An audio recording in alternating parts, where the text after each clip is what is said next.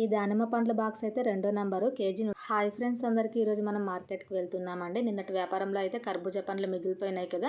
ఈరోజు మార్కెట్లో ఏమన్నా రేటు పెరిగిందా లేదా తగ్గిందా అని చూడడానికి వెళ్తున్నాం. ఈ లైటింగ్ ఎఫెక్ట్ అంతా ఏంటి రోజు కనపడదు కదా అనుకుంటున్నారేమో. దుర్గమ్మ సుడి వస్తుంది కదా, అందుకే ఈ అరేంజ్మెంట్లన్నీ ముందుగానే చేస్తున్నారు. మనమైతే మార్కెట్లోకి వచ్చేసాం. స్టార్టింగ్ లోనే జామకాయ బాక్సులు పెట్టినారు. ఈరోజు రేట్ అయితే తగ్గింది. బాక్స్ వచ్చేసి 600 అనమాట. అంటే ఇది ఫస్ట్ క్వాలిటీ బాక్స్ అయితే కాదు, సెకండ్ నెంబర్, అందుకే రేట్ తక్కువ ఉంది. మనం కొంచెం బార్గెన్ చేసి అడిగితే కనుక 500 వస్తారు. 500 కంటే మనకి కేజీ 25 రూపాయలు పడుతుంది. అంటే 20 కేజీలు ఉంటాయన్నమాట దీంట్లోన. బాక్సుల ప్రకారమే, తూకాల ప్రకారం అయితే కాదు. అన్ని కూడా పెద్ద సైజ్ బాక్స్ లో వచ్చినాయి కాబట్టి 1 కేజీ అటు ఇటు అయినా 20 కేజీలు అయితే ఉంటాయి. తూకాల ప్రకారం మనం తీసుకున్నప్పుడు ఖచ్చితంగా మనకు తూకం చేసి ఇస్తారు. ఇట్లా బాక్సుల ప్రకారం తీసుకున్నప్పుడు తూకం ఇవ్వరనమాట. క్వాలిటీ అయితే ఏం లేదు, ఎక్కువ డ్యామేజ్ పోతుంది దీంట్లోన. ఈరోజు సపోటా రేట్ అయితే పెరిగింది. బాక్స్ వచ్చేసి 600 చెప్తున్నారు. ఫైనల్ రేట్ 500 అనమాట. అంటే ఫస్ట్ క్వాలిటీదే 500 బాక్స్. ఇక్కడ కనిపిస్తున్న దానిమ్మ అయితే సెకండ్ నెంబర్ అనమాట. ఇది వచ్చేసి కేజీ 170 రూపాయలు పడుతుంది. ఎక్కువ మచ్చలు ఉన్నాయి, ఎక్కువ మొత్తంలోనే స్టాక్ వచ్చింది ఈరోజు. ఇంక దీంట్లో బార్గెన్ చేసేది ఏం లేదు. ఫైనల్ రేటే కేజీ 170 రూపాయలు. కర్బూజా పండ్ల స్టాక్ అయితే వచ్చింది కానీ తక్కువగా వచ్చింది. కేజీ వచ్చేసి 23 రూపాయలు చెప్తున్నారు. అయితే ఇవన్నీ కూడా అప్పుడే సేల్ అయిపోయినాయి అనమాట. ఈ కల్లింగడికాయలు అయితే ఇప్పుడే వచ్చినాయి స్టాక్. మనం మార్కెట్లో వచ్చినప్పుడు లేదనమాట, కొంచెం లేట్గా వచ్చింది ఈ స్టాక్. కేజీ వచ్చేసి 18 రూపాయలు ఉంది.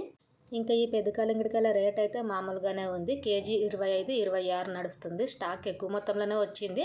ఒకవేళ మనము టన్నుల మొత్తంలో కొంటే కనుక ఇంకొంచెం రేట్ తగ్గిస్తారు. మనం ఇంకా మార్కెట్ నుంచి ఇంటికి వచ్చేసామంటే మార్కెట్లో సరుకు అయితే ఏం కొనలేదు ఈరోజు. మనకి నిన్నటి కర్బూజా పండ్లు ఉన్నాయి కదా, ఈరోజు మన వ్యాపారంలో ఈ ఒక్క ఐటమే అమ్ముకుంటాము. అయితే నిన్న వ్యాపారంలో 2 పప్పాయి పండ్లు మిగిలినాయి కదా, ఆ 2 మనమైతే ఈరోజు పొద్దున్న ఆవుకు పెట్టేసినామండి. ఈ రోజుకి 3వ రోజు అనమాట ఆ మాల్ మనం తీసుకొచ్చి. ఇంక 3వ రోజుకి ఏముంటుంది చెప్పండి.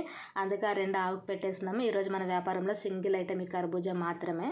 దీని డబ్బులు మనకైతే నిన్న రాలేదు కదా. ఈ మొత్తాన్ని ఈరోజు అమ్మితే కనుక దీనికి పెట్టిన పెట్టుబడి డబ్బులు ప్లస్ లాభం వస్తుంది మనకి.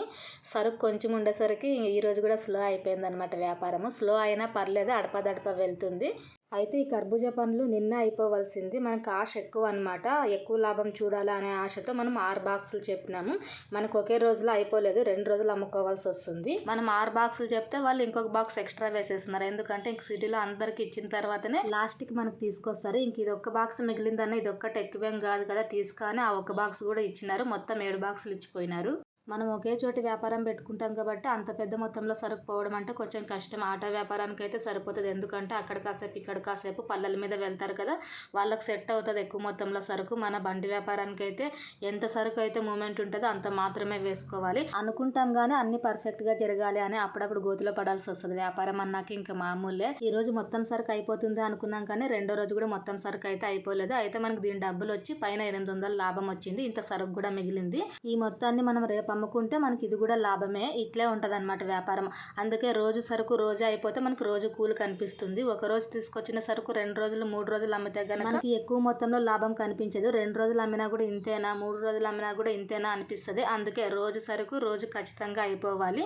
కాకపోతే ఇంక వ్యాపారం అన్న తర్వాత ప్రతిరోజు సరుకు అయిపోవాలి అంటే కుదరదు, మిగులుతుంది. అయితే ఇక్కడ ఇంకొక విషయం, అన్ని రకాల పండ్లు మనం 2 రోజులు 3 రోజులు అమ్మితే కనుక కుదరదండి. ఈ కర్బూజా, కల్లంగిడి, దానిమ్మ, పప్పాయి లాంటివి అయితే 2-3 రోజులు ఉంటాయి కానీ వేరే పండ్లు అయితే ఉండవు అనమాట. సపోటా, ద్రాక్ష, అంజూర్ అయితే కనుక ఇంకా సెన్సిటివ్ ఐటమ్స్ అవి. రోజు మాలు రోజు ఖాళీ కావాల్సిందే. ఒకవేళ మిగిలితే కనుక ఎక్కువ డ్యామేజ్ పోతుంది. అందుకే పండు రకాన్ని బట్టి మన వ్యాపారంలో ఎంత సరుకు పోతుందో అంతే తీసుకోవాలి. ఇది ఈరోజు వ్యాపారం ఫ్రెండ్స్. వీడియో నచ్చితే లైక్ చేయండి, సబ్స్క్రైబ్ చేయండి. Thank you for watching. Bye bye.